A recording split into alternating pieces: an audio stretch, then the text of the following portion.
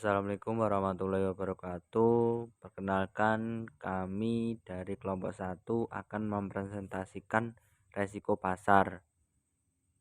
Dari kelompok 1 terdiri atas Ahmad Saifuddin, Ahmad Wahyudi, Adi Rohman Prasetyo, Alin Lulul Maknuni, Aryan Yoga Saputra, Arista Devi Trianawati, Triwahyuni Efridianti, dan Udaimatur Azizi.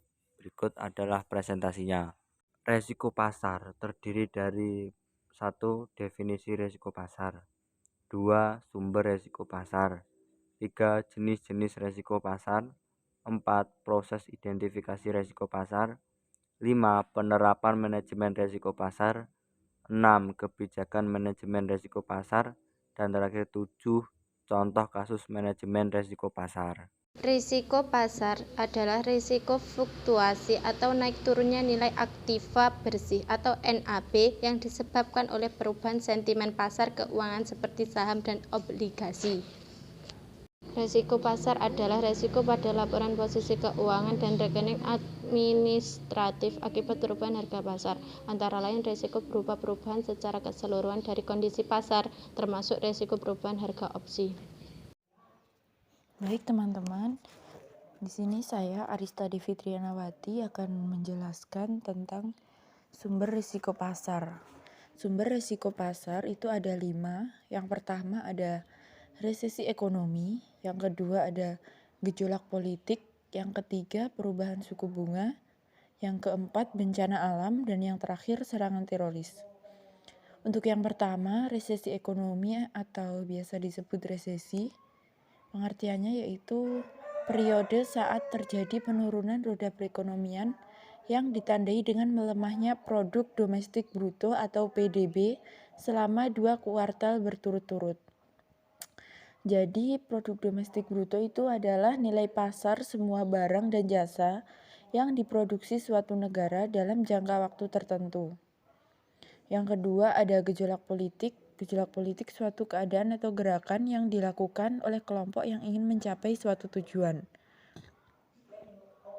Yang ketiga ada perubahan suku bunga. Produk perbankan yang nilainya dipengaruhi oleh suku bunga. Di Indonesia naik turunnya suku bunga sesuai dengan Bank Indonesia. Kemudian bank-bank lainnya mengikuti aturan dari Bank Indonesia. Yang keempat adalah bencana alam. Bencana alam di Indonesia merupakan negara tropis dengan potensi bencana alam yang tinggi. Salah satu bencana alam yang mempengaruhi perekonomian yaitu tsunami. Dan yang terakhir adalah serangan teroris. Saya akan melanjutkan presentasi dari teman saya yang sebelumnya.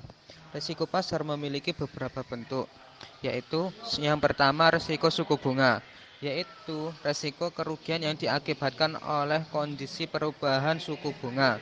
Yang kedua risiko nilai tukar, yaitu risiko pasar yang disebabkan oleh perubahan nilai tukar valuta asing, termasuk perubahan harga emas.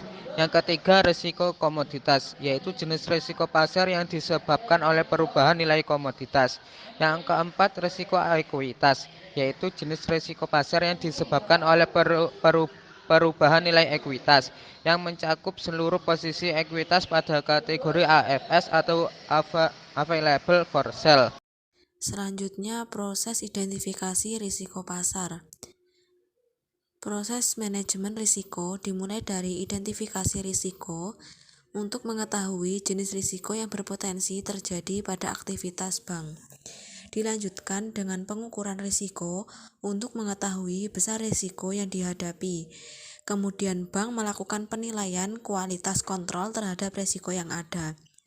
Apabila dipandang perlu, bank melakukan peningkatan kualitas kontrol dengan berbentuk proses mitigasi risiko. Identifikasi risiko ini dilakukan untuk mengidentifikasi risiko yang dihadapi oleh suatu organisasi. Teknik pengidentifikasian ini dapat dilakukan dengan melakukan penelusuran sumber risiko sampai dengan terjadinya peristiwa tidak diinginkan. Sebagai contoh, bank menghadapi risiko terutama adalah risiko kredit atau kemungkinan debitur tidak melunasi hutangnya. Untuk bank yang juga aktif melakukan perdagangan sekuritas, maka bank tersebut akan menghadapi risiko pasar. Setiap bisnis akan menghadapi risiko yang berbeda-beda karakteristiknya. Selanjutnya adalah penerapan manajemen risiko pasar. Yang pertama, pengawasan aktif Dewan Komisaris dan Direksi mencakup kegiatan pengawas dalam aktivitas harian, jangka menengah, dan jangka panjang. Kebijakan dan prosedur manajemen risiko untuk posisi banking book, dan perusahaan dapat memiliki komite manajemen aset dan kewajiban atau aset and liabilities management komite. Yang kedua, kebijakan, prosedur, dan penetapan limit. Penetapan limit ditetapkan secara berjenjang atas setiap level organisasi perusahaan, misalnya limit secara keseluruhan, limit portofolio, dan limit leader. Perusahaan dapat menetapkan limit sebagai trigger internal untuk antisipasi pencapaian maksimum limit. Yang ketiga, proses identifikasi, pengukuran, pemantauan, dan pengendalian risiko, serta sistem informasi manajemen risiko pasar. Perusahaan harus memiliki proses identifikasi risiko yang disesuaikan dengan risiko pasar yang melekat pada aktivitas bisnis perusahaan meliputi nilai tukar, ekuitas, dan komoditas. Yang keempat, sistem pengendalian intern. Perusahaan harus memiliki sistem pengendalian intern yang memadai, menerapkan prinsip pemisahan fungsi harus memadai dan dilaksanakan secara konsisten. Perusahaan harus memiliki fungsi atau unit yang melakukan valuasi posisi trading dan fungsi atau unit yang melakukan validasi terhadap model pengukuran risiko pasar. Kebijakan manajemen risiko pasar. Kebijakan yang dijalankan bank dalam pengendalian terhadap risiko suku bunga dibuat untuk melakukan pemantauan risiko suku bunga yang mempengaruhi nilai buku surat berharga dengan menggunakan harga pasar secara harian.